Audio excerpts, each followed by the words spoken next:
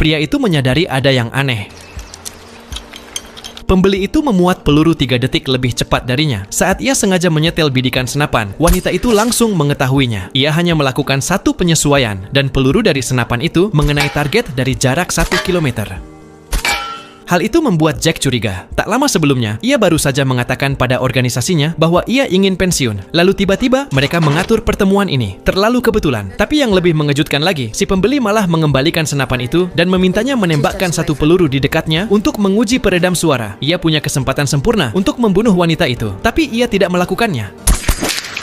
Sebaliknya, ia punya ide yang lebih baik. Si pembeli menyukai senapan itu dan siap menyelesaikan transaksi. Tapi Jack mengklaim senjatanya masih butuh sedikit penyempurnaan. Untungnya, wanita itu tidak curiga dan setuju menunggu. Dalam perjalanan pulang, Jack menendang bemper mobilnya sendiri dan pergi ke bengkel. Saat montir sedang memperbaiki mobil, Jack diam-diam mencuri beberapa suku cadang untuk menyempurnakan senjatanya. Tapi pemilik bengkel memergokinya.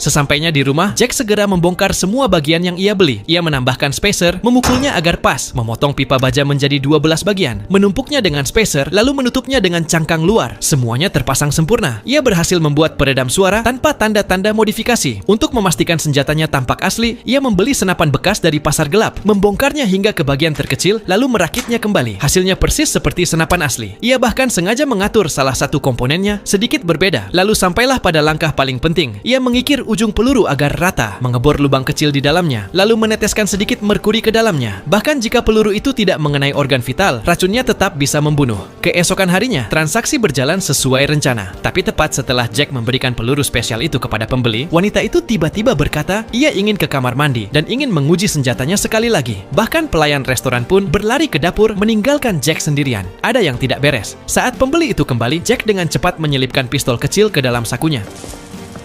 Okay, I'm fine. You? just fine. You won't need your gun. You never know.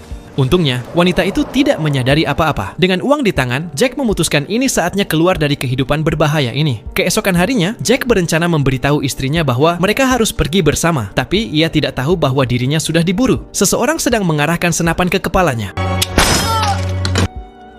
Ia mendongak dan melihat penembaknya, dan itu adalah wanita yang sama.